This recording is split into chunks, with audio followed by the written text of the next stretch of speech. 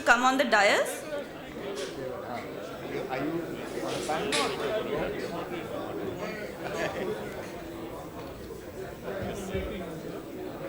I just see.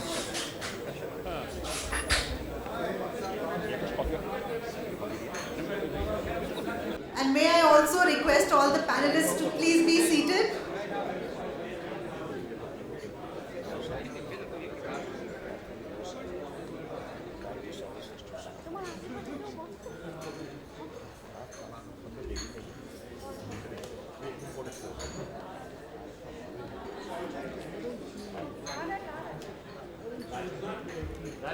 Gentlemen, let me welcome you to the first session, which is on India-Pakistan trade normalization, prospects and challenges.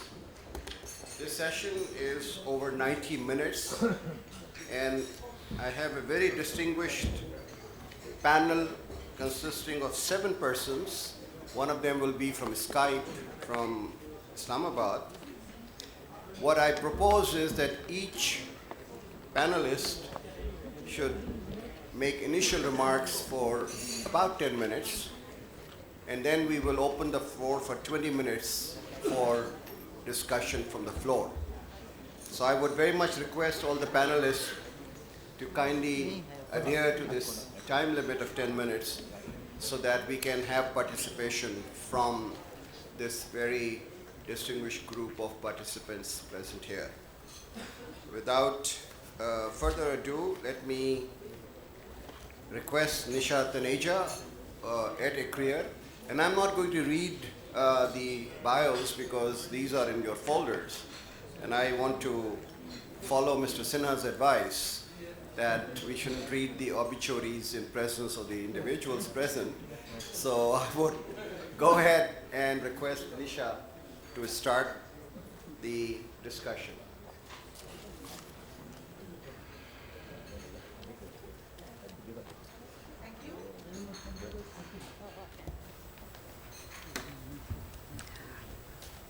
Now, let me start by saying that even though the trade dialogue has stalled, trade has not. And let's not forget that substantial liberalization has already taken place. And the issue now is how much of trade has been realized and what are the challenges that remain. So what are the key developments that have happened? Well, since 2012, Pakistan has maintained a negative list of 1,209 items, and there are still some restrictions on the road route. On a positive note, agreements have been reached on gas and electricity, and an important measure that was taken was a customs duty exemption of 5% on regasified LNG to Pakistan. Let's look at the chart next. We can see from the trend that there have been political challenges, but trade has continued to increase despite these. Looking at the trade trends, we find that there has been a gradual increase in trade. Exports have increased in the last 3 years, but imports dipped last year compared to previous year. So what are the key questions? Since Pakistan shifted to a negative list in 2012, have new items accounted for a substantial increase in trade? Secondly, have informally traded items shifted to the formal channel? Is this indicated in trade in new items? Thirdly, are any items from the negative list being traded? And the reason why we thought of this was that earlier in 2007, when we'd done a study, we found that there was a confusion about the positive list, and even the items that were not on the positive list were found to be traded officially. So we wanted to check for that, and that's why we posed this question. Fourthly, which are the modes of transport which are being used for these new exports? So let's first look at the overall trends. We can see that there's been a worsening of trade balance for Pakistan in the last year compared to 2 previous years. If we look at major exports, well, the major export items are textiles, chemicals, vegetable products, prepared foodstuffs, and plastics. And the export basket has really remained the same. At a disaggregated level, the key items are cotton, woven fabrics, pea xylene, polypropylene, tomatoes, chickpeas, soybean meal residue. And the major imports have been vegetable products, mineral products, textiles, chemicals, and base metals. And at a disaggregated level, these are cotton, dates, cement, gypsum, petroleum oils, and copper waste. We wanted to see why there was a dip in imports last year, and we found that in the previous year, the increase was largely due to copper imports. So we excluded copper and looked at import trends, and we found that there was actually a substantial increase last year. So we were trying to see why there was this sudden increase in copper exports. We were looking at the trade policies, and what we found was that Pakistan had imposed an export restriction for a few months. But it was removed. But we don't know whether it was reimposed later or not. So if it was, maybe that's the reason. If it wasn't, maybe then there are some non-tariff barriers. So this is really a question that we need to look into, because when we were looking at our own trade potential figures, we found that the import potential was about 75 million. So we need to see how this item can be tapped. Both at the 21 sector level, so now we look at composition of imports excluding copper. The composition of imports has remained more or less the same, and the largest imports comprised of vegetable products, mineral products, textiles, and chemicals. Both at the 21 sector and at the disaggregated level, if we exclude copper, the composition has remained the same. We were expecting to see a large increase in ethnic textile imports, which is basically the salwar kameez, and this doesn't show up as a major item in the import data. The standards issue has been resolved, particularly related to azodize, and so the only other reason why we don't see a large increase is perhaps the existing duties, which I think is a maximum of 8% right now. But later in our informal trade session, we do find that a large amount of textiles are being imported informally, exported and imported informally.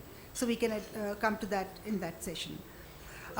We now come to the exports of new items. By new items, once again, what I'd like to re-emphasize is that there's been a huge expansion in the positive list.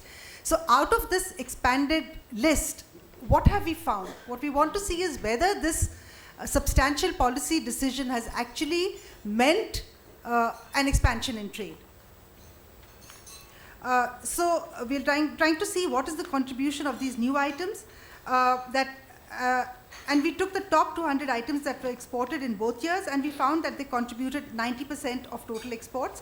So this is quite representative. We then checked for new items in this list, and we found that they accounted for 6% of exports last year and 4% in the previous year. At the 8-digit level, there were 40 new items, and out of these 15, and these were exported in the previous year, was 33. Out of these, 15 overlapped in both years, and a total of 58 items were new items over the 2 years. If you look at the 21 sector classification of new items, we find that in the 21 sector classification, the important products in both years were textiles, imitation jewelry, mineral products, vegetable products, plastics, and prepared foodstuffs. And at a disaggregated level, we found imitation jewelry, bangles, petroleum oils, dyed woven fabrics, face creams, soap, cardamom, among others. Now, when we looked at this list of products, there were two things that we wanted to see, we found. First, that we found that many of these new items were being traded informally, and these included imitation jewelry, bangles, cardamom, face cream, pharma products, zari thread, soap, several of these items, these were compared with the studies that ICRIER has done and the one that SDPI has done in the course of this project. Then we also wanted to see, we also found that several items on the negative list were actually being traded through the formal channel. And these accounted for 15 to 17% of new exports. Interestingly, most of it was synthetic fabric and fiber and polythene products. We also looked at mode-wise exports of these new products, and what we found was that the share of railways is falling. So basically what we have, when we looked at these new exports through the road route, we found that goods which are not on the positive list for the road route are being traded via the road route. So there's been a lot of confusion about the negative list, and as a result, there's been trade in these items through the formal channel. So what are the key inferences? Following trade liberalization, increase in new trade has not been very significant. There is evidence but volume of trade shifting from informal to formal channels is low. Items from the negative list that are being traded formally. There's confusion about code matching and there's lack of awareness, and there is inaccessibility to the rail route. So a large part of the increase in trade is actually being absorbed by the sea route. And this points to us very strong evidence that there has been no improvement in connectivity, which implies that transaction costs of trading have continued to be high.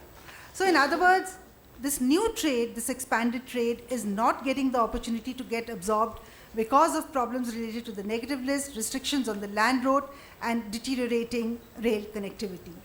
So what are the key messages or policy suggestions? Well, there is an urgent need to improve land connectivity, and a mere announcement of trade normalization doesn't automatically translate into expansion of trade. Rail connectivity between the two countries needs to be improved urgently, and this can be done even if the road route, there's no further expansion in the road route, because nothing stops the two countries from doing this even if the dialogue is stalled. It's very important to strengthen border institutions. Right now there are several government departments and several stakeholders which are working in silos at the border.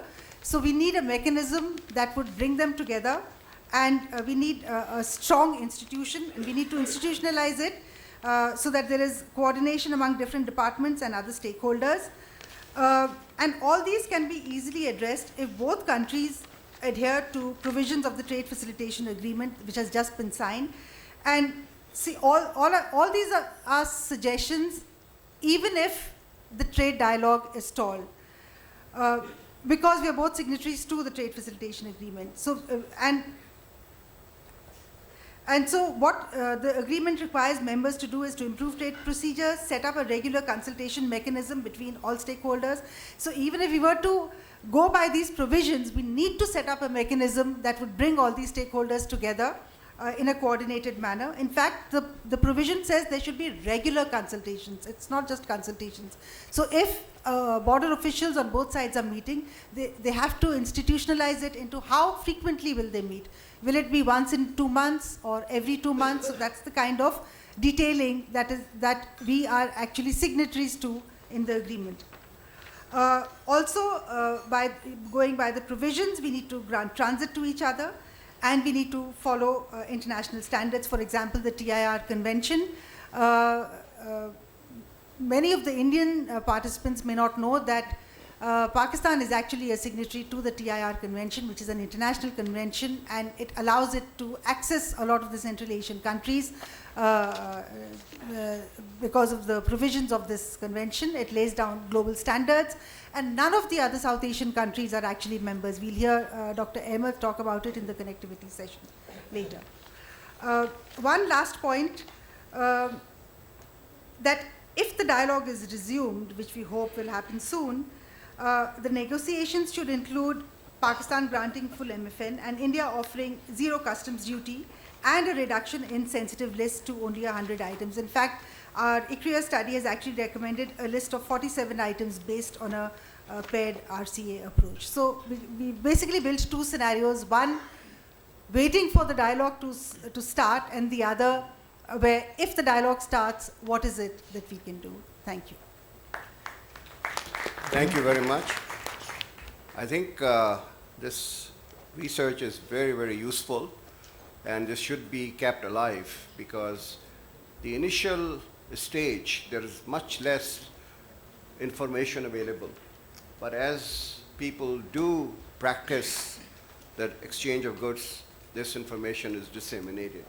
So the build-up will take some time before you can come to some very strong conclusions about it. So I would very much encourage that you and your team will continue to probe these questions in 2014-15 also. Thank you very much. I would like, because Dr. Suleri has a doctor's appointment and we are taking him on the Skype, so I will give the second chance to him in the order. So I'm changing the order from Mr. Dubey to Dr. Suleri. So Abid, it's all yours. 10 minutes for you.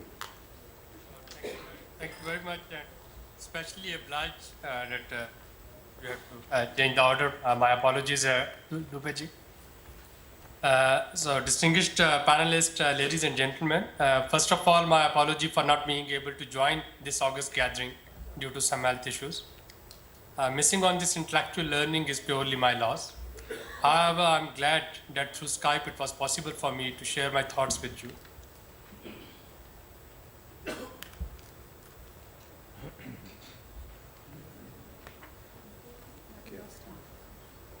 Yes, Skype.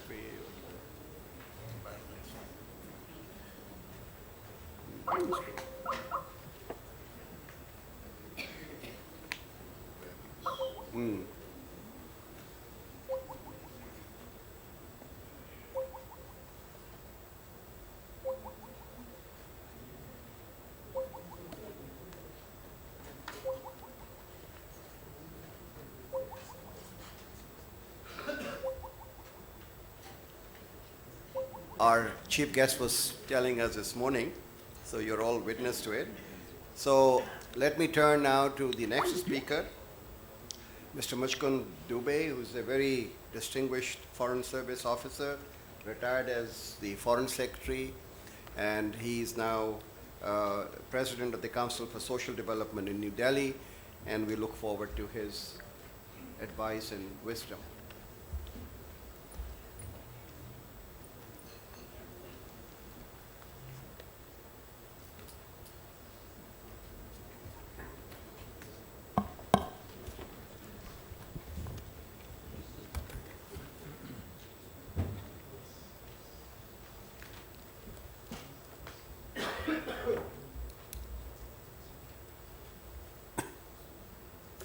Mr. Chairman and distinguished participants in this very important conference. First of all, let me say a word of congratulations to ICRIER and to Professor Nishat Taneja in particular for keeping on their effort to study the possibilities, scope, and ways and means of expanding Indo-Pakistan trade in the midst of all the adversities. To keep this flame alive in the darkest of situations and with the hope of even a twilight of prospects is really commendable. My 10 minutes starts from here now.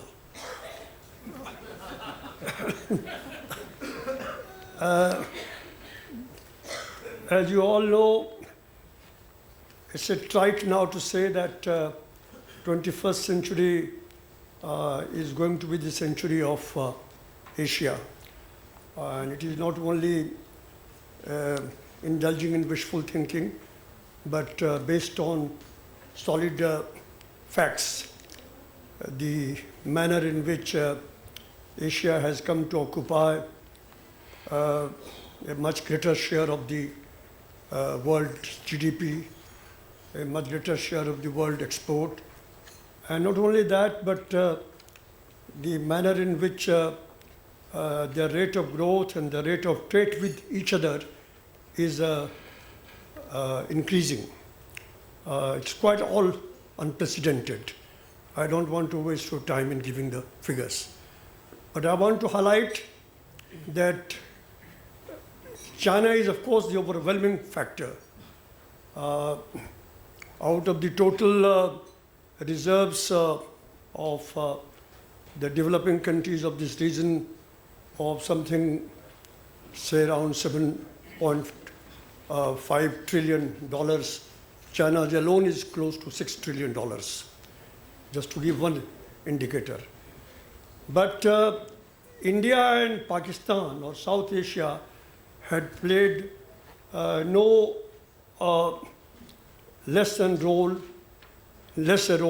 in bringing this about than other countries.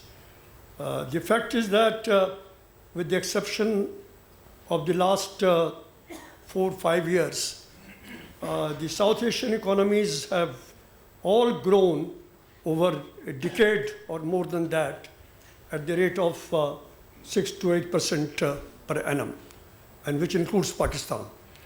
Only the last 4 or 5 years, Pakistan's growth has come down, and one hopes that it will pick up again. And so in a way, we have contributed to mitigating the adverse effect of the world economic crisis a few years ago. And our economies have displayed dynamism of an unprecedented nature. If one has to project that trend, leaving out these last 3-4 years of Pakistan growth as an exception, I think that in 20 years' time, the projection is not only that China will be the largest economy in the world, US the second, and South Asia the third largest economy in the world. And this is the prospect, this is the opportunities that we have. Now, what do we do to bring that opportunity on the ground, to make it real? And I think one of the most important factors in this is going to be the trade between India and Pakistan. And in that, the most important factor is going to be normalization of trade between our two countries. It is a win-win situation looked at from any point of view. Otherwise, it would not be the very first article of the international trading system that we have. It will not be the guiding principle of trade all over the world. And I think that all the arguments that are being given for not doing that are really do not relate to the realm of economics. They relate to another realm altogether. And I think it is futile and waste of time to go into that realm. The pure and simple fact is that these arguments that there is a massive trade deficit in whatever limited trade that takes place in favor of India, that free trade between the two countries can cause a market disruption to many industries in Pakistan, and that there is no level playing ground, etc. There is no economic logic behind any of these arguments. I mean, basic thing is that, firstly, there have been years, and if my memory goes right, because I have looked at the trade figures between India and Pakistan over 30, 40 years or so at one stage, and there have been years, 10 years sometimes successively, when Pakistan's surplus, Pakistan had surplus of trade with India. And it is just a question of, how the situation develops. Second thing is that market disruption, it's not unknown in international trade. There is a provision in the WTO, Article 19, where you can complain against market disruption. You can get temporary relief to even restrict imports, and you have to justify for that. So there is safeguard in international law already provided. And regarding non-tariff barrier, there are, some of them are justified by WTO, some of them, are, if not justified, they have to be removed. One can go and complain against them, against Article 23, under Article 23 of WTO. So I think these arguments are of not much value. And the real issue is that a firm determination, a political will to start trading normally. And it is this simple thing, to be normal, is of enormous significance so far as the realm of trade is concerned. And I think that if that happens, then a lot of other things can happen. And here I would just outline 4 or 5 points and conclude so that I don't exceed my time. I'm apparently putting it in an idealistic framework, or if I may call it normal framework, because normal in the context of India and Pakistan has become the ideal. And the first thing is that there is no point in bragging about moving from positive list to negative list in a non-MFN trade, because MFN admits of no negative list at all. It is contrary to the very spirit of negative of MFN. Negative list arises only in the context of free trade agreements. And so I think that once MFN is restored or trade is normalized, the first thing that I would recommend is that India should unilaterally declare free trade with Pakistan. I mean, the very next morning, India should make this declaration. Second thing is that there would be a negative list if there is a free trade area to begin with. But I would say that one of the anomalies of the negative list in the SAFTA context is that A, it is enormous, the list in length, and B, that there is no provision for its phasing out. There is no free trade worthwhile if it doesn't have provision for phasing out. So there must be a provision of phasing out all negative lists except those that are justified on genuine security and health grounds. And there are indeed very few. India has done it with Bangladesh recently. The 45 items which were most sensitive relating to textiles, they were moved out of the negative list, and virtually the Indian market is open to Bangladesh for all its goods. I think that the same thing should happen with Pakistan within the shortest possible time after the FTA is announced unilaterally by India and hopefully followed very soon by Pakistan.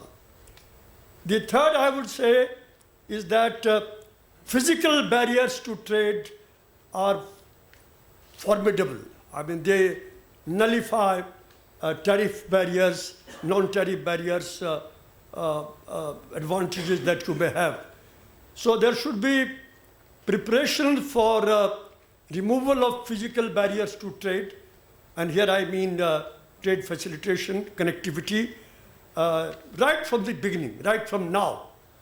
And here there is a tremendous scope for not only simplifying procedures across the border, but also taking up joint development of common infrastructure that link the two countries. And finally, I would say is that there should be I think the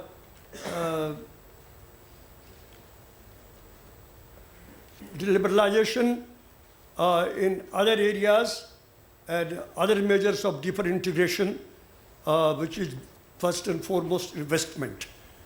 Because investment is something, you just, adverse balance of trade doesn't doesn't make any sense unless you also take the flow of investment into account.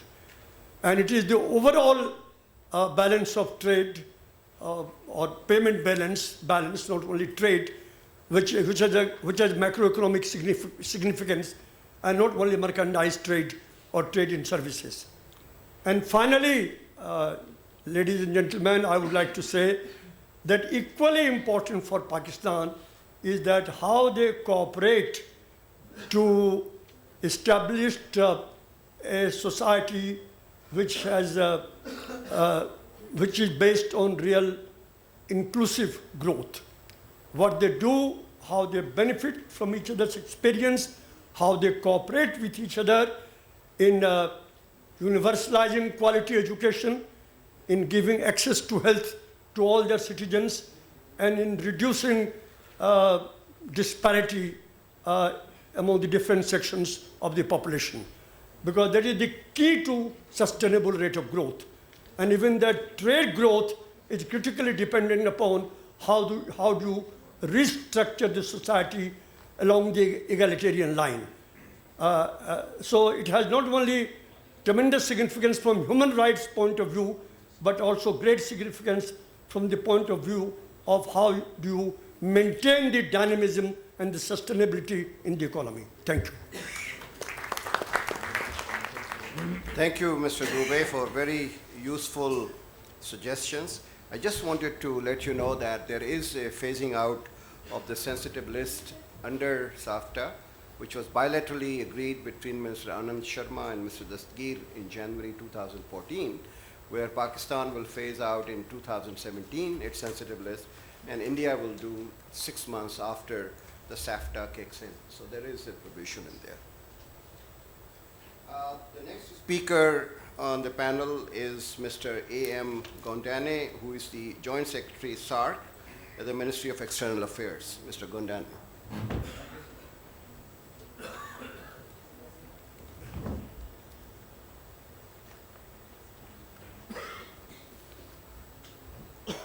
Thank you, sir, for giving the floor. My fellow panelists and distinguished guests, it's a pleasure.